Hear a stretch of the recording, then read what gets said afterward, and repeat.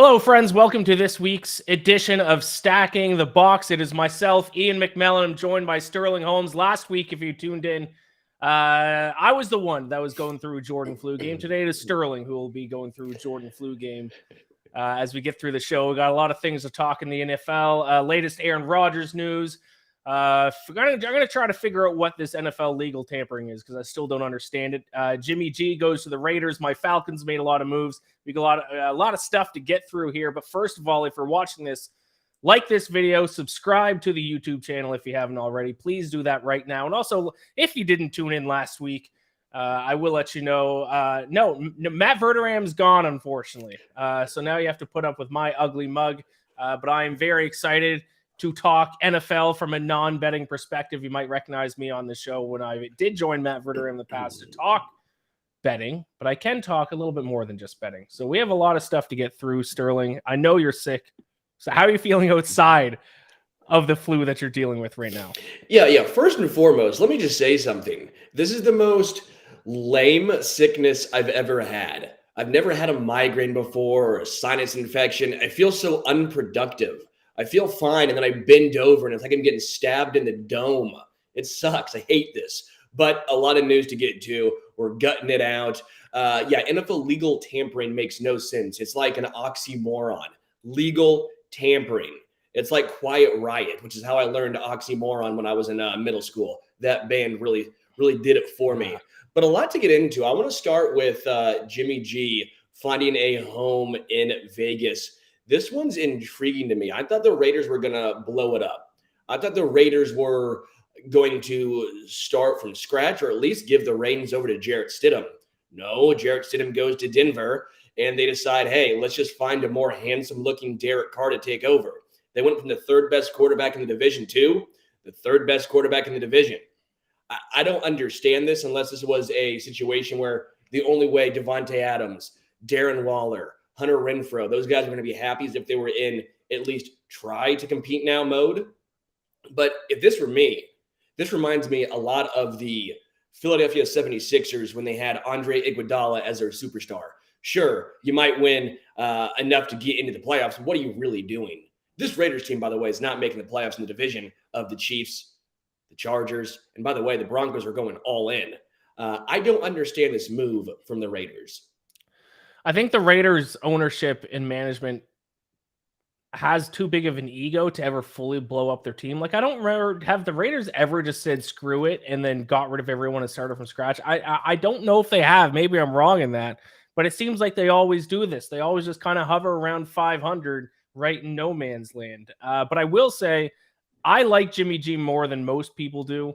I think it's kind of become the narrative is to say that he's not a good quarterback. I actually think he is a pretty good quarterback. Just 2 seasons ago, he led the NFL in yards per pass step. Now, a lot of people are going to say that anyone could thrive in the 49er system. I guess now is the time to tell. If we are going to find out in Las Vegas if he was just a system quarterback in San Francisco, or if he can do it on his own. Sterling, you think he was a system guy in San Francisco? 100%. I mean, that 49ers offense had Nick Mullins, Brock Purdy looking good. They could throw almost anyone back there and they'll find at least some sort of success. I'm not saying Jimmy G's a bum. That's not what I'm trying to say here. But I'm saying that scheme and that offense was more about them than it was Jimmy G. Jimmy G was not taking them to the next level the same way I don't think he takes the Raiders to the next level. I don't think he's better than Derek Carr. I think Derek Carr is a better version of Jimmy G personally. Sure, Jimmy G still has some weapons, but he no longer has the elite defense or the elite offensive line that he had in San Fran. The Raiders do have the 7th overall draft pick.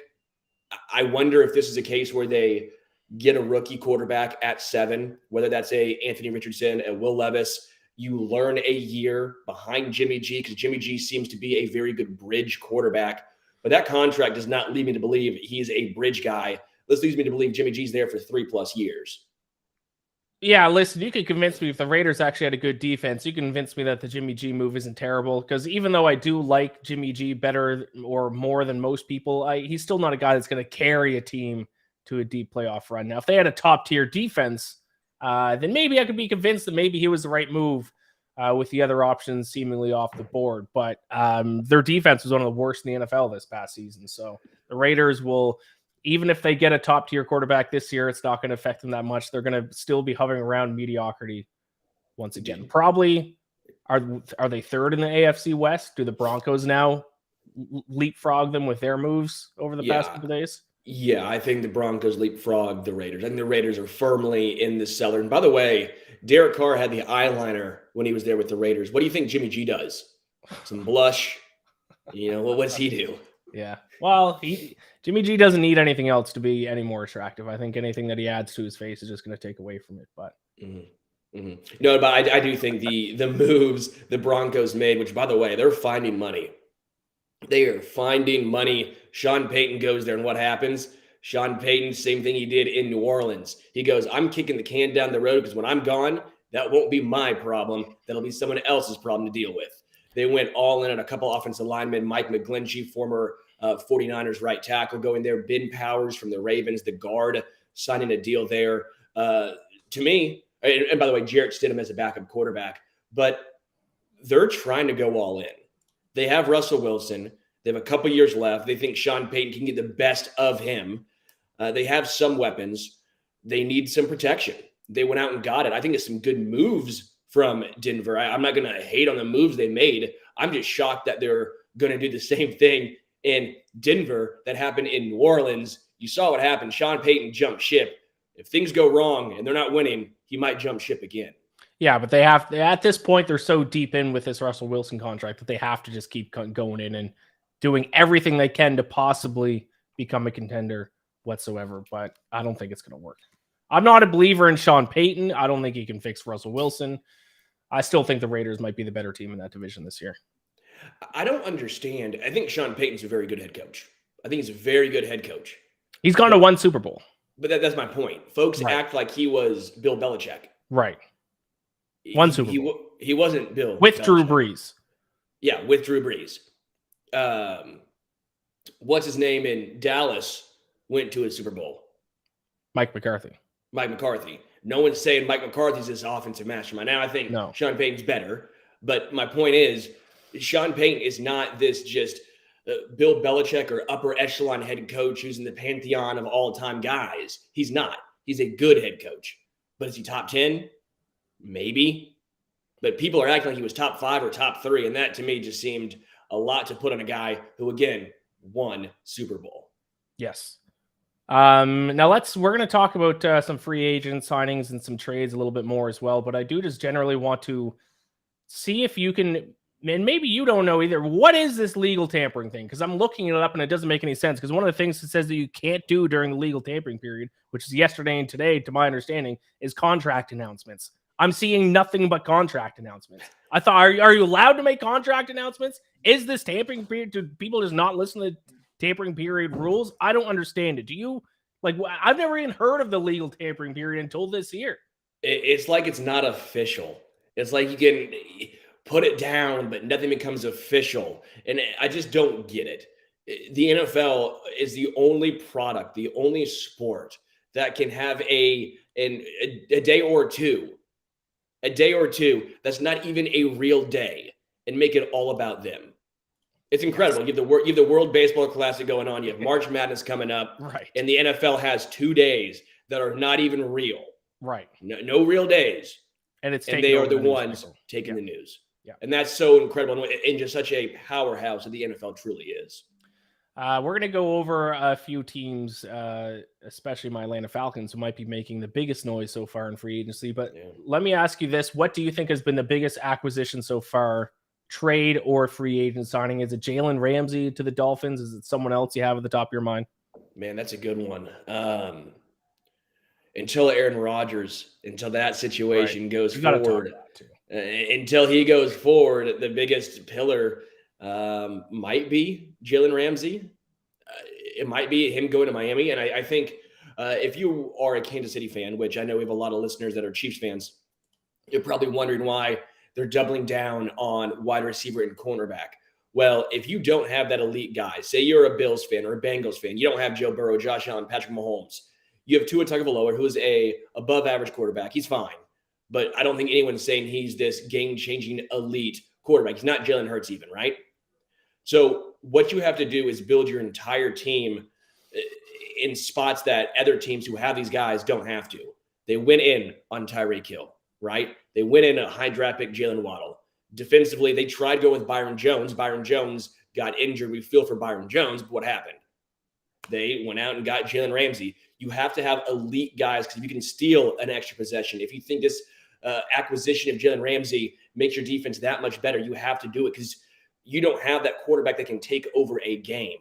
And that's the difference here. That's why I think there's such a difference in how the Chiefs operate where they let Charvarius Ward walk. They let Marcus Peters go on a trade, right? They've not gone in at cornerback. Miami's the opposite right now. They need guys because they don't have the game-changing QB. Yeah, I love the move for them. I actually didn't think Jalen Ramsey had that great of a season, but I looked into it a little bit further. I guess I didn't really pay attention to the Rams once they looked like crap since the start of the year. But I think he was like rated one of the top 3 corners in the NFL this past year. I thought he had fallen off, but I guess not. So I like the signing from Miami, especially when you play in a division with a Josh Allen. You got to be able to stop the pass. So I think that's a huge get for them for sure. Aaron Rodgers. Are you, Sterling, as sick of hearing about Aaron Rodgers and the will he, won't he news as I am? I can't take it anymore. It's obnoxious. It's obnoxious.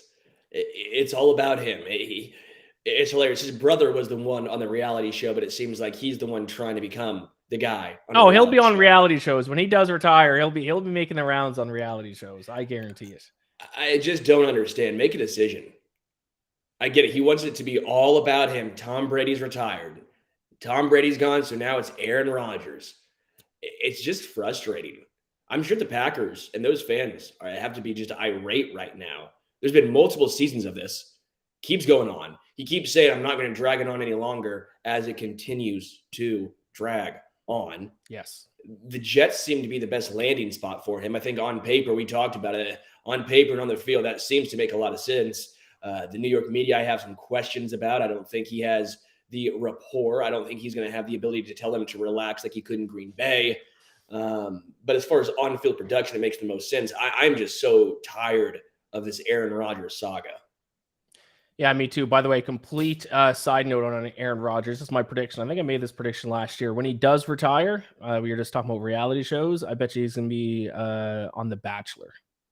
That's my hot take prediction. When he is The Bachelor, you heard it here first.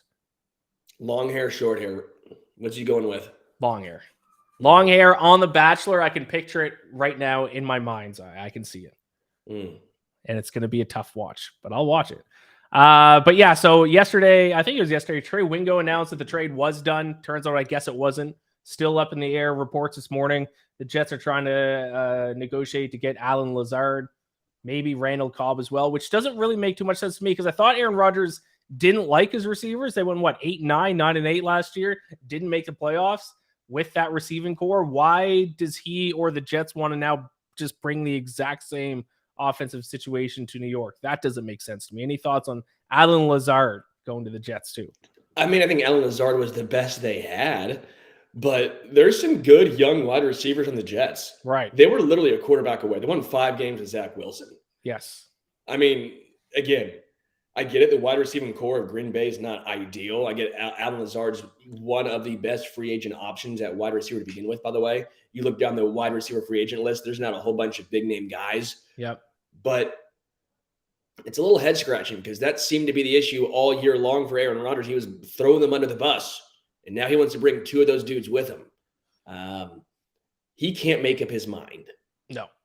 What's your day prediction for when the announcement's finally made?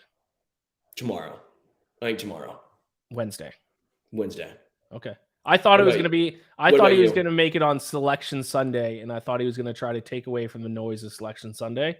You think Thursday then? You think that the real first round of games? Yes. So now that is my next prediction is Thursday. Just completely take the attention away from March Madness. What an ass. Yep, exactly. Let's get into the future segment here. A couple minutes here on each topic, starting with my Atlanta Falcons, who had the second most cap space in the NFL, and they're making moves. Most notably, Jessie Bates from the Cincinnati Bengals, one of the better safeties in the NFL. Caden Ellis, they also got from the Saints. David, and I'm going to mispronounce his last name, Onyemata from the Saints. Both those guys reuniting with Ryan Nielsen, the Saints' former defensive coordinator, who's now with Atlanta. I love the moves. The Falcons' defense needed pieces everywhere, and they're getting pieces everywhere. They also extended Chris Lindstrom, their guard, who is fantastic. They signed Jonnu Smith. I don't really understand that one too much. A tight end when they have Kyle Pitts, but hey. Well, because Kyle Pitts is a blocking tight end, right? Yeah. I mean, maybe now they're just going to move Kyle Pitts out to wide receiver and just let Jonnu Smith play tight end. The Falcons, Kyle the Pitts of knowing what to do with Kyle Pitts, yeah. Yes. They got to get Kyle Pitts involved somehow this next year. So with these signings, let me ask you first, and I bet you can probably guess my answer to this question. Are they legit contenders in the terrible NFC South? Not barring a Shane Jack quarterback. I'm not all in on Desmond Ridder. I want to, man. I want to for you. I want to for you. They got Lamar Jackson. Oh, yeah. They're the favorites by far. If they would have gotten Derek Carr, even an average quarterback, if they would have gotten Jimmy G, I'd probably say yeah. But I just don't trust Desmond Ridder. I think it's still Ridder. I think it's the Saints right now. I think the Saints are clear-cut the favorite in that division. The Panthers, they're kind of in the same boat as the Falcons, where they need a quarterback. If one of those two teams gets a legitimate quarterback, they would be right behind the Saints in my mind. I want to for you. I think Jessie Bates was a great get, by the way. I think Jessie Bates was a really, really good get for the Falcons. The crumbling of the Bengals short dynasty in the works. Yes. But no, I'm happy for you. There's at least something for you to get excited about. Listen, and another signing the Falcons made this morning, which I think kind of closed the door on them getting Lamar Jackson, is they got Taylor Heineke from Washington. He's probably going to play backup to Desmond Ridder. If Desmond Ridder doesn't work out, maybe they'll switch to him midseason. But my goal this offseason might be to convince you that Desmond Ridder is going to be a good quarterback. He improved all 4 games he started last year. His quarterback rating increased from, in each starter, went 59.3, 85.2, 90.1 to 108.2. 4 starts, 0 interceptions. He protected the ball. Why don't you believe in Desmond Ridder? He took Cincinnati to the college football playoff. I got to see more. He's a winner. He's a winner. Jimmy G's a winner too. Don't think Jimmy G's an elite quarterback. Yeah, why are you making the comparison to Jimmy G though? Why? You said winner. Wow. I just don't see it yet. I don't see it. I need to see more from Desmond Ridder before I can fully buy into the hype. It takes a lot for me to buy into young quarterbacks. 2 of the young quarterbacks that I was just enamored by, Josh Allen, Trey Lance. I'm 1 for 2. Josh Allen, I was always enamored by him at Wyoming. And then with Trey Lance, I'm very enamored by him. I think he's going to be a great guy, but the injuries, obviously. I just don't see the same skill set from Ridder as I do from some of these. Those 2 specifically, I think that's the way the NFL is trending quarterback-wise, where it's these QBs who can run the ball, the little bigger bodied. I mean, Trey Lance is a little skinny, but he's 6'4", 6'5", huge arm. That's the way I think the NFL is trending. I mean, you look at Patrick Mahomes even. He's a great scrambler, big dude, huge arm. Joe Burrow is kind of more the traditional guy. He slices and dices you. But I don't see the Desmond Ridder being into this next level of quarterbacks. I just don't see it. It sounds like you're enamored with quarterbacks from small schools. Wyoming, where did Trey Lance go? North Dakota State. What about Cincinnati? Yeah. Cincinnati's a mid-major school. There we go. They're going to the Big 12. Yeah, well, yeah. So come on, I'll convince you by the end of the offseason about Desmond Ridder. So you let me do some more research on Desmond Ridder. The fact, though, I'll give you this: I've never seen a bigger Desmond Ridder supporter than you. So I have no choice. I have to give you that. I have no choice. I have to convince myself that Desmond Ridder is going to be the guy. I haven't seen, in terms of betting odds, I haven't seen any betting odds that come out for NFC for divisional winners. I think usually they wait till after the draft for that. But I would set the Falcons as the favorite in the NFC South. after That's these a acquisitions homer. they got. And they're not That's a done yet. homer. They're not done yet. But yeah, we won't harp on the Falcons too much. Let's talk about a team that's an actual contender, or at least was a contender, was in the Super Bowl this past year. Philadelphia Eagles. They have either lost or looks like they're going to lose, or they lost Hargrave, Darius Slay seeking a trade. Are the Eagles still legit Super Bowl contenders? Yes or no? I say yes. I think they're a great team, but they're starting to get some of those big name guys, those veteran players who are looking for their final contract, right? Like Javon Hargrave. Brandon Graham re-signed 1-year deal. Jason Kelsey's coming back. Darius Slay, though, he's seeking a trade. I believe James Bradbury's looking for a contract. They have a lot of guys, especially defensively, where you're sitting here going, this might be their final chance to get a big contract in the NFL. They might be looking elsewhere. Howie Roseman had the ability to go all in this past year because Jalen Hurts is on a rookie contract. Now, Jalen Hurts is on a rookie contract this year, but next year, he won't be. He's going to have that contract extended. This is year 4 for Jalen Hurts, second-round draft pick. So I'm intrigued to see how this offseason goes for the Eagles. They're losing some guys. I think they're still contenders because I think the NFC is really, really weak. Right, that's what I was going to say, yeah. But man, their defense looks like it's going to take a huge step back. Yeah. My point was exactly what you just said. Was that now, like if the Eagles were in the AFC, then I'd be concerned because there's so many good teams in the AFC. But the NFC, they can lose guys on defense. They're still going to be the best team in the NFC. The 49ers, I think, are really the only team that can challenge them. Maybe the Cowboys. But even if you look at the NFC Championship odds, the 4th team on the odds list, I'm pretty sure, is the Lions. So odds makers think the Lions are the 4th best team in the NFC. So the Eagles could lose guys on defense. They're still not going to dip below 3rd in the NFC. So yeah, they're still contenders as long as the NFC is weak, and I think they'll be. I think they'll be all right. Maybe they won't be quite as good as they were last year, but they'll still be contenders. Yeah. Interested to get your thoughts on this. Chiefs signed Jawaan Taylor. Last week we talked about if Orlando Brown Jr. was coming back. It looks like Jawaan Taylor is now going to be their new left tackle. How do you feel about that move?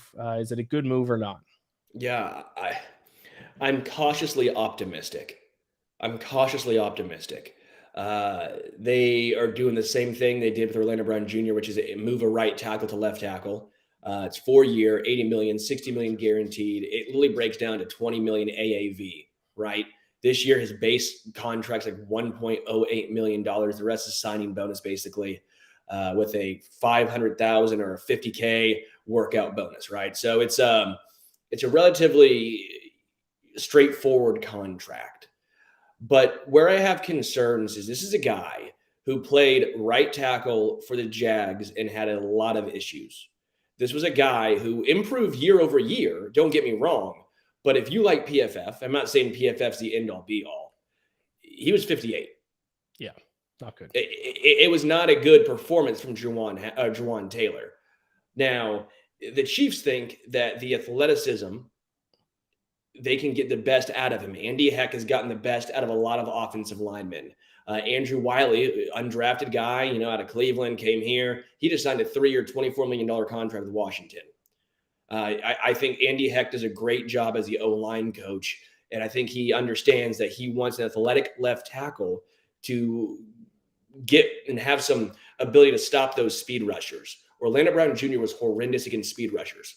The athleticism that Jawaan Taylor has should help. When you have a quarterback like Patrick Mahomes who can extend plays, roll out, doesn't get sacked very often. I think the regular season, it was 26 sacks on the most dropbacks in the entire NFL, right? So he doesn't take a lot of sacks.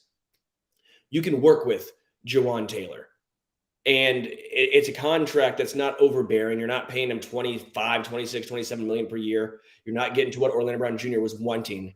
I'm intrigued because if there's any team that deserves the benefit of the doubt, it's this Chiefs team who's gone to or hosted 5 straight AFC Championship games, right? But my initial reaction was a little bit of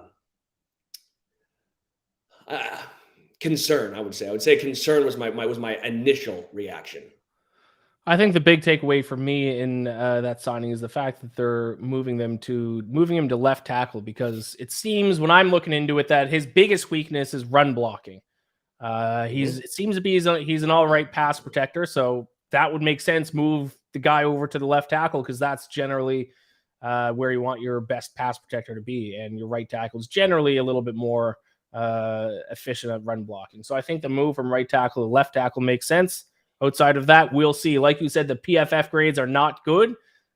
People say he passes the eye test better than the PFF grade, so it kind of depends on what side you want to go with. But I think it's going to turn out all right. Like you kind of alluded to there, the Chiefs have clearly made enough smart moves over the past number of years. I think they deserve the benefit of the doubt on this one.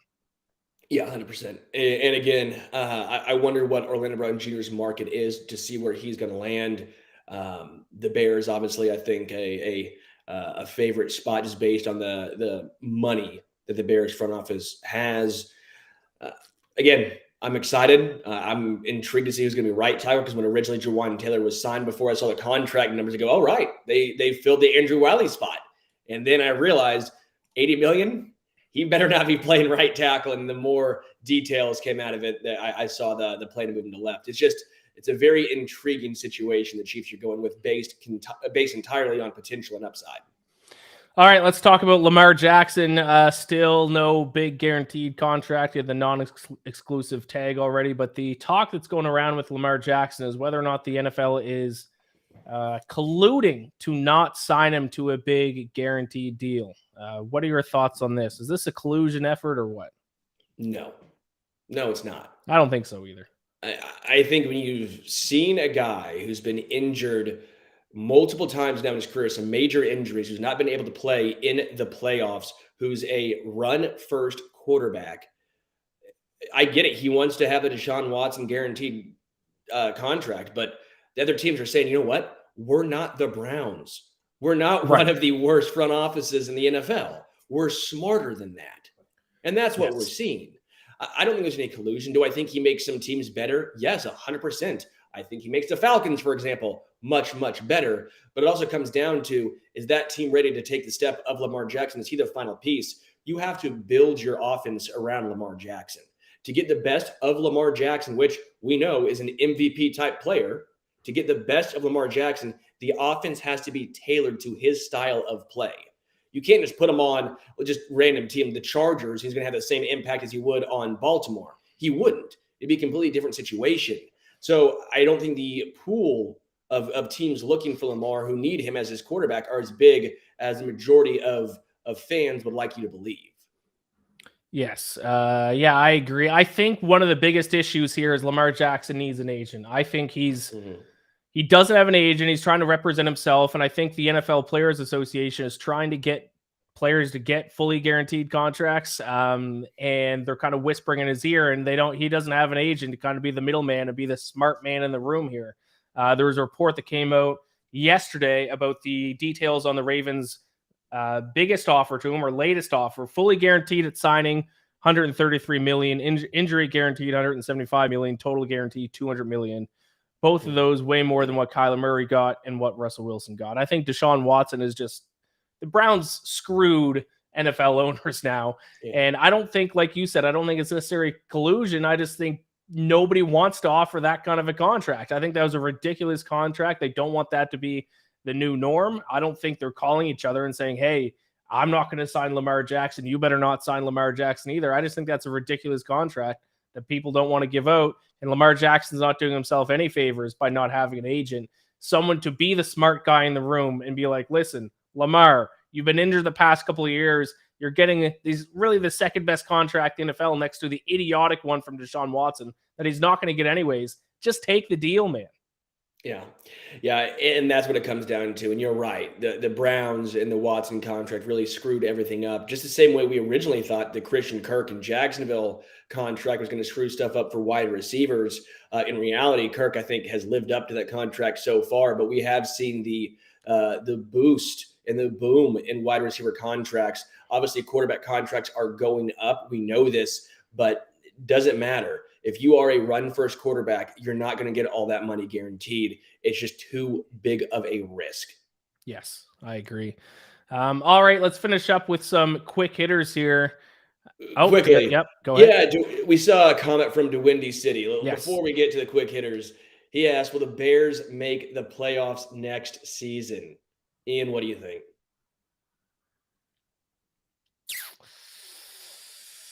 I'll say no, but the hesitation, just the fact that I hesitated on that should give you hope. Yeah, I would say not quite. I think they're a year or two away, but I think they're making a lot of the right moves. I think they're doing a lot of good things in Chicago. They're going to have to get a lot of help from their rookies, but they have so much money to play with. It all comes down to Justin Fields and with some wide receiver play. Yes. If Justin Fields takes that next step, then I would say sure that they're going to compete because the NFC is obviously very, very weak. I think Minnesota, they outplayed themselves and they're going to lose some pieces. I like Chicago, what they're doing, but if they won 7 games, I think you'd constitute that as a success, wouldn't you? If they went 7-10. Yes. So actually, I think even more than the record, I think whether or not their season is a success is if Justin Fields proves to be that guy. Now, if he does, they're probably going to win at least 7 games, so they probably go hand in hand. But I think that this season, how Justin Fields improves is the most important thing. Yeah, 100%. And then the Jet Press says need to get the Rodgers trade done already. Yeah, please, please, come on. Yes, which leads to actually the first quick hitter I have here for you. Packers. Are they in or out on Rodgers? Because right now, at least kind of the language they're using is that they might even just be ready to move on from Rodgers. So Rodgers might not be deciding between Jets, Packers, or retirement. It might just be Jets or retirement. Yeah, I think the Packers are out on Rodgers. I think they, based on how they've gone about this situation, the wording they have used, they're like, yeah, he's a great player. And there's a whole bunch of commas, a whole bunch of long pauses. Next thing you know, you're sitting here going, yeah, he's not back in Green Bay. If you're Green Bay, you're basically blowing this up. You went 8-9 last year with him. If he comes back, what's going to happen? Probably the same thing. Right, yeah. You didn't do anything. You're not getting better. You're losing guys. You're probably going 8-9 again. You don't have any great wide receivers. You can say Christian Watson's taking that next step, but if Allen Lazard's a free agent, you're not going to pay him. Green Bay is going to need to see what they have in Jordan Love. They have to. This is his 4th year, right? This is his final year. They have to see what he can do, if he's the guy or not. I think the Packers have already made their decision. They're done with Aaron Rodgers. Yeah, I agree. I think they're out on Aaron Rodgers. So I think it's Jets or retirement, it kind of seems like. So we'll see. We already touched on this one earlier, so just we'll be pretty quick with it. But Jimmy G to the Raiders, is that an upgrade over Carr? In or out on him being an upgrade? Out. He's a downgrade. A slight one, but a downgrade. I will say in. I will say he's an upgrade to Derek Carr because of turnovers. Derek Carr, and I think I touched on this last week. Most turnovers amongst all NFL quarterbacks dating back to, I think, 2017. Of course, Jimmy G is not exactly known as a protector of the football either, but just for the sake of argument, I'm in. I think Jimmy G might be a slight upgrade. Bills defense, will they take a massive step back with Edmonds gone? I think, yeah. I think I'm in on this. I think the Bills defense will take a massive step back with Edmonds gone. That's a huge piece. That is your middle of your defense, getting guys in place. I understand that you don't always find the linebacker, especially middle linebackers. Like, that's not a sexy position, right? You're not getting a lot of the counting stats. You're getting a lot of tackles, obviously, but not a lot of counting stats. But you understand the value of guys like that and what they mean to other guys on the defense. They free other guys up. Same thing how Nick Bolton for the Chiefs, for example. Like we see here in Kansas City, how Nick Bolton frees up the defense, gets guys in the right place. When he's going well and when he's playing well, the defense plays well. When Edmonds plays well, that Bills defense plays well. I think they take a massive step back with him gone. I will say they take a step back. I will say it's not a massive one. I don't know if the middle linebacker position can be, unless he's like an all-time Hall of Fame guy, which I don't think he is. Will it hurt them? Yes. It's not great, especially a team that was 13th in opponent yards per carry last season. Not great for the run defense. They might be able to plug something in. And yeah, it's going to be a step back, but I don't think a massive step back. I still think they'll be a top 10 defense next year. That was a top 10 defense enough to carry them to a Super Bowl. That's up for debate. But so I'll say Out, because I don't think it's going to be a massive step back, just a mediocre step back. And going to the Bears. Yes. Yeah. I side note, I wasn't going to say it, but the Bears are spending a lot of money on the linebacker position, which isn't really an impactful position, I don't think. I don't know what the Bears are doing. They're spending money on. Is that what they need? Is that what they need? Linebackers right now? It's like they're spending money to soup up a 1994 Toyota Corolla.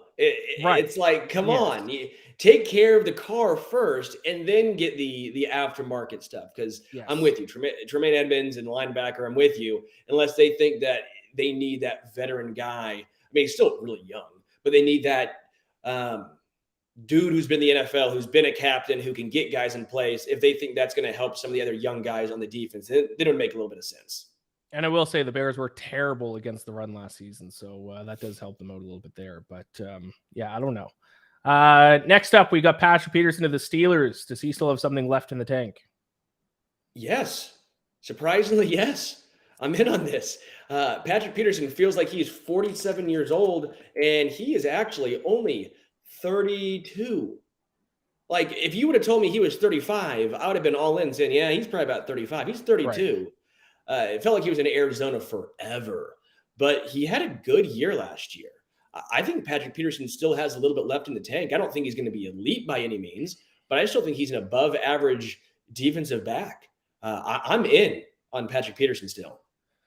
Yeah, I am. My concern with Patrick Peterson, I thought for sure, and maybe I was seeing things, but I saw an interview with him. I think it was like the day before he signed with Pittsburgh, which once again, not allowed to sign right now during the tampering period, but I guess he did anyways.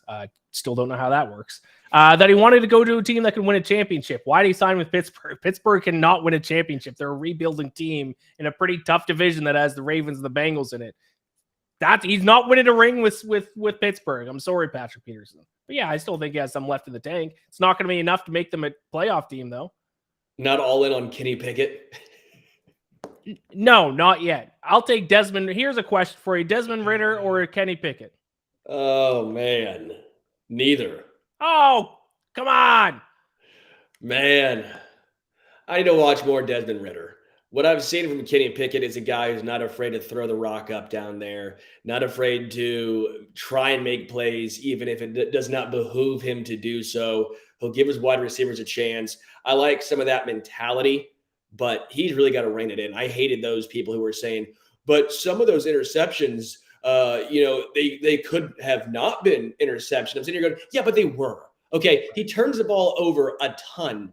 You can't just sit here and say those weren't at least opportunities for the defense to make a play, because they obviously were. So Kenny Pickett needs to reel it back in just a little bit. Patrick Peterson has made his new Twitter profile picture, the Steelers logo with the 6 Lombardi trophies around it. I guess he thinks they can win another one. So we'll see how that works out for him. Next up, are the Bengals still a top contender? You hinted at this earlier after losing Von Bell and Jessie Bates. I say yes. I'm in on them still being a contender. I would still be in a top contender too. If you're saying top is top 3 in the AFC, I'm probably still saying Chiefs, Bills, and Bengals. I think until further notice, that's the 3 teams. The offense is still going to be elite for Cincinnati. And I think safety is a position that is more replaceable than other spots. I think a very, very good safety can make a difference, but it's also a spot where I think you can replace it fairly easy. Like those 2 dudes, again, I'm happy for you with Bates going to Atlanta, but I don't think the Bengals defense was their calling card either way. It's a loss, but they're still a top contender. I'll say I'm out on this. I actually didn't think the Bengals were as good as the record indicated or with how deep they went in the playoffs last year. I'm a big stats guy. I'm married to the stats. I live with the stats. I die with the stats. And the Bengals weren't statistically an impressive team last year. You look at things like net yards per play, around middle of the pack. A lot of areas they're around middle of the pack. Now, Joe Burrow was Joe Burrow, and he led them as far as he was able to lead them. But, I mean, you were taking away pieces on the defense. That's going to take a team that was statistically average to, I mean, it's not making them better. That's for sure. So I am out. I don't think they're a top contender. I would put them at probably 5 or 6 in the AFC. Who's ahead of them? I'd say if Lamar Jackson plays for the Ravens this year, I would say Lamar Jackson's ahead of them. I would say as long as Tua is healthy, I would say the Dolphins are ahead of them. I can't get there. I might put the Jaguars ahead of them too this year. No, you're not. I might. Yep. I can't get there. Again, they may have some horrible chili, but they've proven us wrong a few times now. Got to give credit where credit's due. This Bengals team, they feel like they're going to be a consistent team that's better than some of their numbers would indicate. I gotta trust the numbers. And when I look at yards per play gained on offense, 15th in the NFL last year. Yards given up per play on defense, 16th in the NFL last year. Now you're taking away pieces. I don't know. Joe Burrow just reminds me so much of Drew Brees. And I mean this in a great way, in a nice way. Joe Burrow reminds me of Drew Brees, and what does he excel at?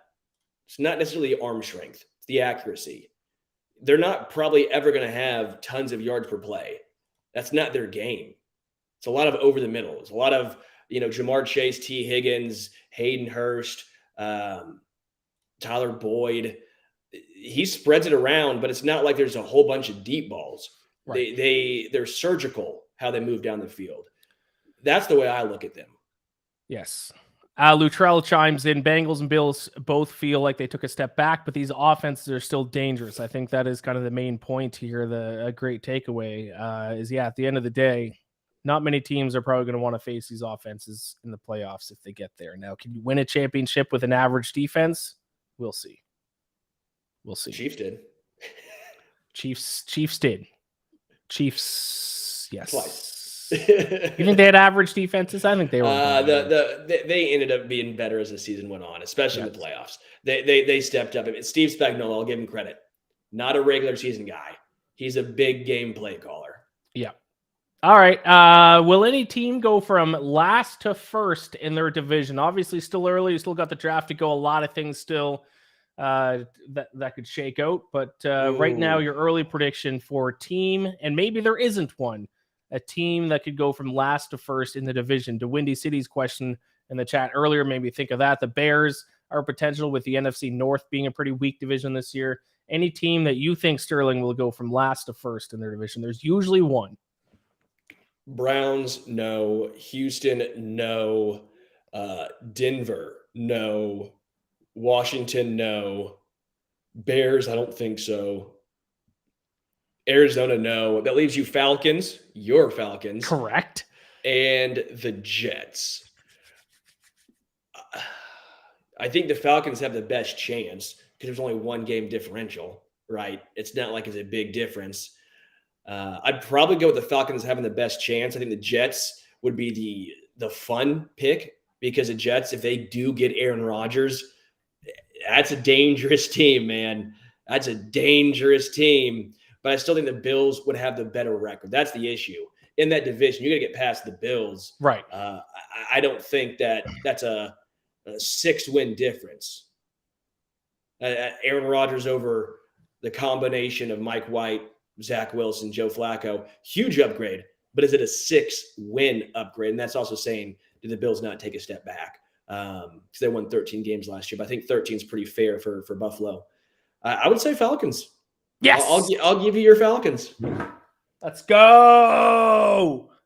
Yeah, obviously, I put that question in there specifically so I could say the Falcons. And I hope that you would jump on that train with me, and you did. So thank you for that. I hate Last that. First. I hated that. They probably do have the best chance, though. They probably do have the best chance. Do. You got to at least give me that. They do.